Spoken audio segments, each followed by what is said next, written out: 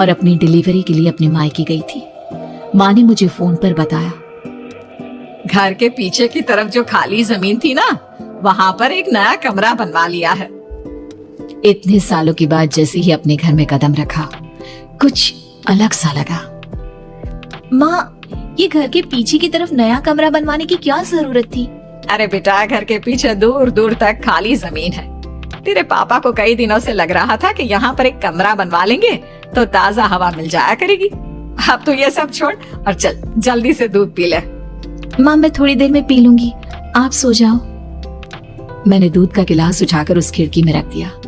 पता नहीं कब आंख लगी, अचानक से खिड़की के पल्लों के खड़कने की तेज आवाज आई। दूध का गिलास धड़ाम से जमीन पर आ गिरा। जमीन पर गिरते ही दूध का रंग लाल हो चुका था। मैंने खिड़की से झांक कर बाहर देखा। चारों तरफ धूप अंधेरा था। उस अंधेरे की तरफ से कुछ आवाजें आ रही थी, जैसे छोटे बच्चे आपस में खिलखिलाकर मस्ती कर रहे हो।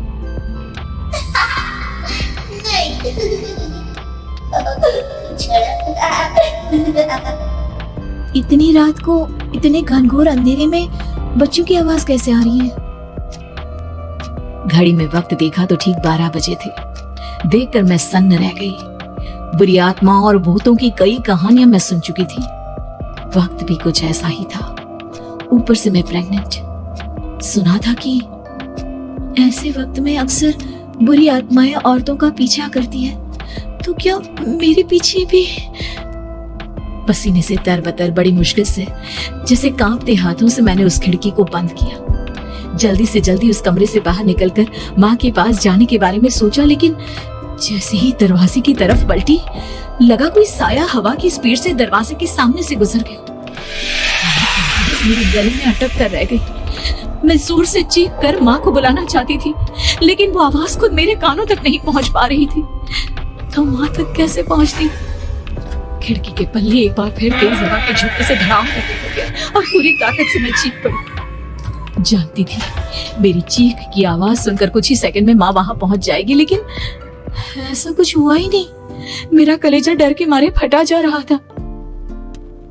आखिर माँ ने मेरी आवाज क्यों नहीं सुनी? इतनी गहरी नींद में तो माँ कभी नहीं सोती। ठीक पीछे खुली हुई वो खिड़की। मुझ में इतनी ताकत नहीं बची थी कि मैं पलटकर उस तरफ देख भी सकूं। हवा का एक सनसनाता हुआ झोंका उसी वक्त मेरे कानों से आकर टकराया। लगा जैसे किसी ने दबी हुई आवाज में धीरे से मुझसे कहा, चली जाओ यहाँ से। मैंने दोनों हाथ अपने कानों पर रख लिए और एक बार फिर ताकत लगाकर जोर से चीखने की कोशिश की।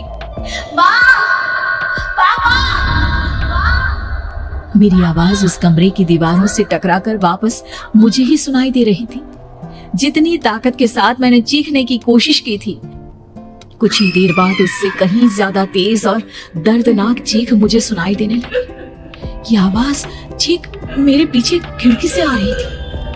वो आवाज मेरे कानों में पिघलते हुए लोहे की तरह गिर रही थी। उन आवाजों में हैवानियत थी। वो आवाजें किसी इंसान की नहीं है, इतना मैं समझ चुकी थी।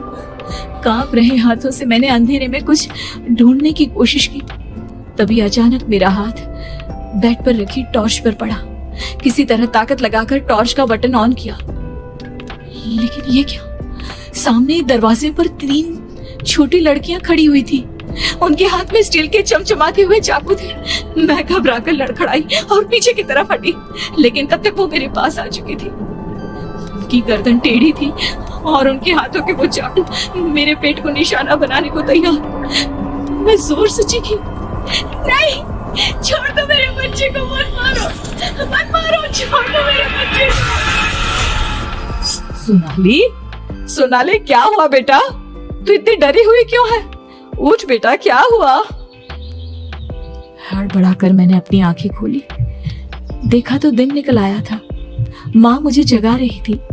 मेरा चेहरा पूरा पसीने से लथपथ था। क्या हुआ बेटा? तुमने कोई बुरा सपना देखा क्या? मैं अभी तक अपने पूरे होश में नहीं थी। वो मेरे बच्चे को मार देगी माँ।